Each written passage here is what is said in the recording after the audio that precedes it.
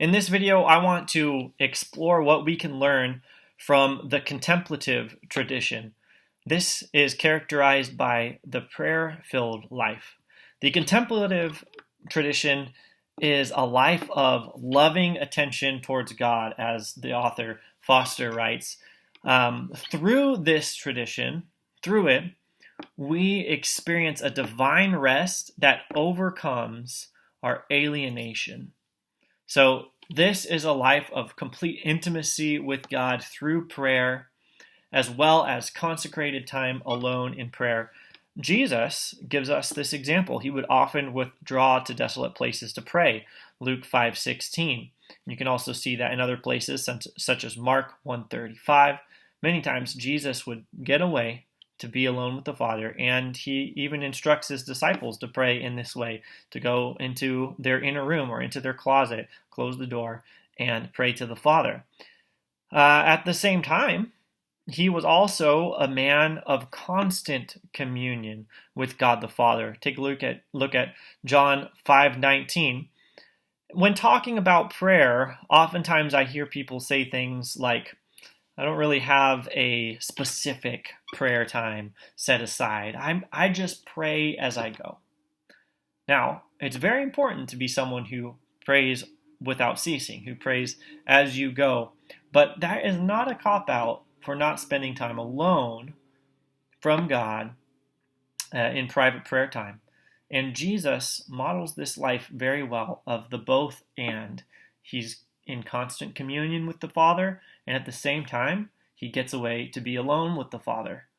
For a historical example, we can look at someone named Antonius or Saint Anthony. He was an affluent man growing up, and he's a great example of a contemplative because he took literally the command that Jesus gave to the rich young man to sell his possessions and give his money to the poor. And so Antonius was moved by the message of Jesus. He was convicted by this exhortation that Jesus gave to the rich young man, and Antonius took that command for himself, and he sold his possessions. He made provision for his younger sister, and then he went on to give his money to the poor and go out and live in the desert to be alone with Jesus. And he was completely moved by Jesus' words, "Do not worry about tomorrow, for tomorrow will bring its own worries." And so he went out into the desert, not for a day, not for a week, but for 20 years, where he sought God, he battled demonic encounters, and he had powerful encounters with God. At one point, demons came to him and manifested themselves in the form of scorpions, wolves, and other violent animals. And he rebuked them, he battled them through prayer, and he even asked God, where were you? And God said, I was with you. I was with you there, but I wanted to see what you would do. It was a test, and I am with you always. And something to that nature. And this type of stuff happened during his life of prayer in the wilderness. And you might think, hey, is that really effective? Aren't you supposed to be going and spreading the gospel? Well, here's a principle I want you guys to get. People are oftentimes drawn to a life of holiness.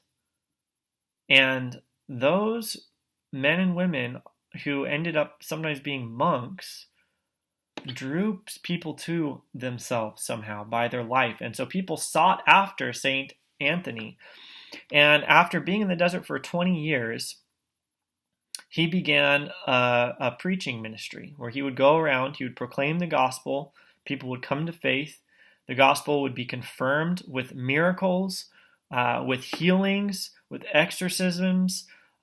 Many things that overlap in the charismatic tradition took place in the life of Antonius. So, the contemplative tradition seeks greater intimacy with God and wholehearted devotion to God. The author, Richard Foster, gives 4 strengths of this tradition that I want to point out. The first is that it fans into flame our first love, our love for God. It fans that into flame. The second thing is it insists on the insufficiency of intellectual formulation alone. So, the intellect is important. We need to read the Bible and think intellectually about it.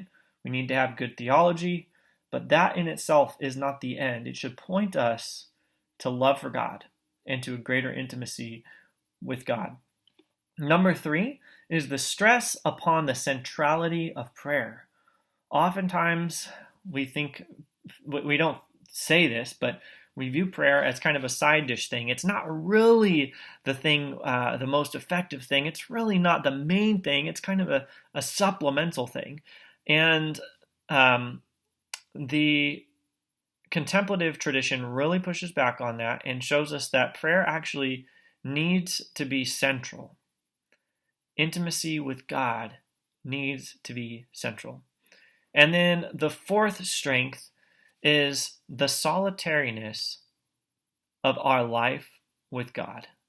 This isn't individualism, but rather a responsibility for one's own walk with God. In other words, someone else cannot have faith for us.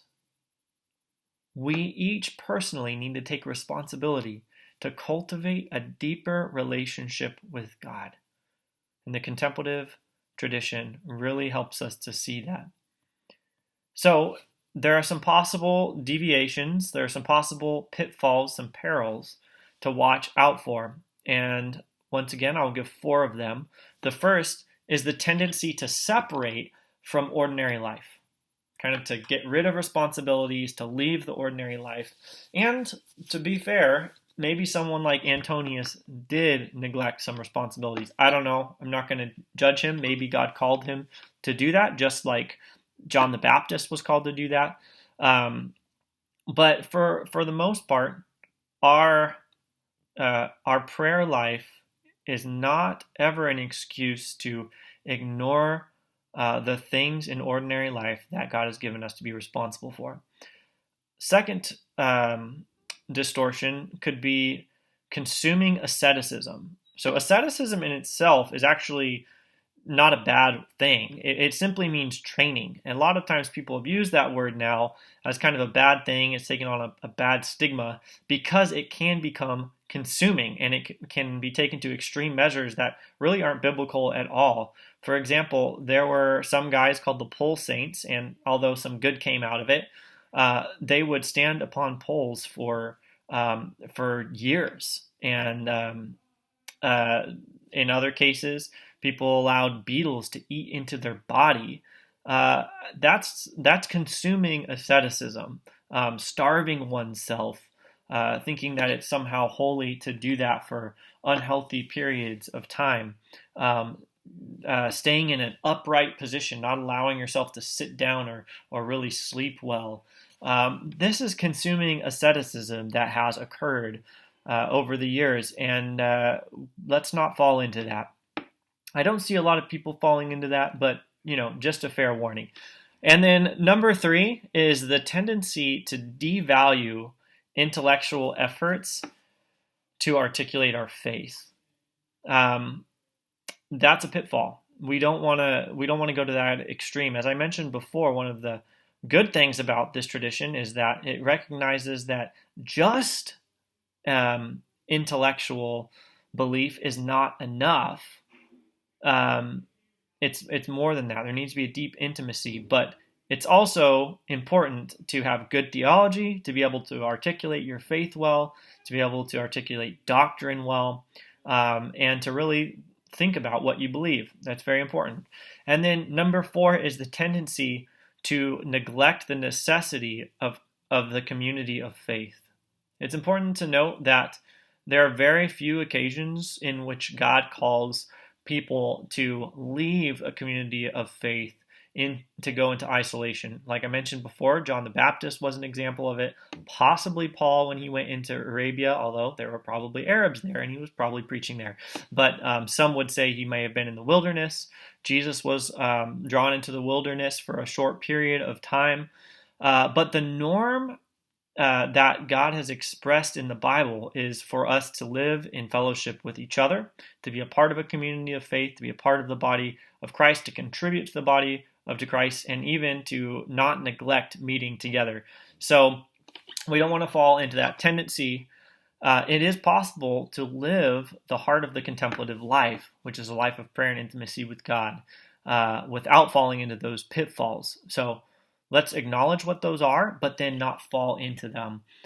For me personally, this may be one of the Christian traditions that I need to grow in most personally, because I constantly overemphasize impact and effectiveness and ambition. Often my reason even for prayer is because that I know it's a means to greater impact. I know that God works when we pray. I know that he moves and changes me when I pray. And those are good things. I shouldn't stop believing that. But I also need to know that prayer is not just a means to an end, but it's also an end in itself, because in doing so, I'm glorifying God by growing in intimacy with him. And that is the chief end of man. That is the purpose of man, to glorify God and to enjoy him forever. And so I need to really fight for that and recognize that in my soul. I also need to remember that that it's important for me to fight the urge to get ahead, to fight the itch to constantly get ahead in life. And I think this comes for me from my selfish ambition that was one of my biggest sin issues, I think, and it's oftentimes a acceptable sin. People don't usually see ambition as a sin in itself, but that's one of the things that characterized my life before really fully giving myself to Christ. Is I was constantly chasing after one thing after the next, trying to achieve, and I can bring that over into ministry, and I need to really fight that, make sure that I'm resting in the Lord and being in intimacy with him. So for me, I want to let the joy of the Lord be my strength. I think that's one of the things we can learn from this tradition. Some examples of how to practice this could include going for a walk, just to be with God, not to get some word from God, not to come to a decision or to achieve anything other than being with him. Taking a nap could be another example of what you could do. One example from the book that I really liked was set an alarm for 2 a.m., wake up in the night for 1 hour, light a candle, and just sit with God and listen to the sounds of the night and enjoy his presence. I thought that was cool. As I pray, and as you pray, we want to experience his joy. We want to be with him.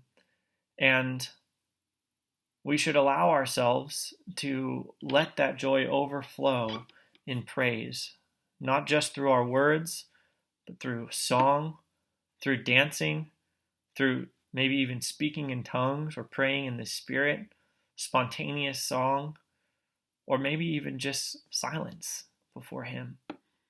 So these are some of the things that I think we can really learn from the contemplative tradition, which would include many of the monks throughout history, but there are modern examples out there as well.